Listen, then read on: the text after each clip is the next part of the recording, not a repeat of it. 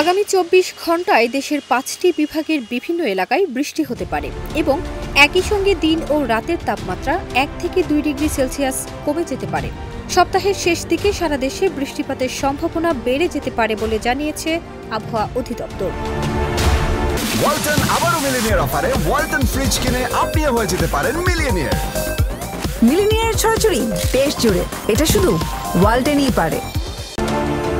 আবহাওয়ার পূর্বাভাসে বলা হয়েছে ৮ জুন সন্ধ্যার পর ময়মনসিংহ, ঢাকা, বরিশাল, চট্টগ্রাম ও সিলেট বিভাগের একাধিক স্থানে দমকা বাতাসের সঙ্গে বিদ্যুৎ চমকানো এবং হালকা থেকে মাঝারি ধরনের বজ্রসহ বৃষ্টির সম্ভাবনা রয়েছে।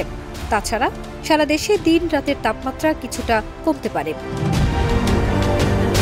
৯ জুন সকাল ৬টা থেকে দেশের অধিকাংশ স্থানে দিনের তাপমাত্রা প্রায় অপরিবর্তিত থাকতে পারে বলে ধারণা করা হচ্ছে।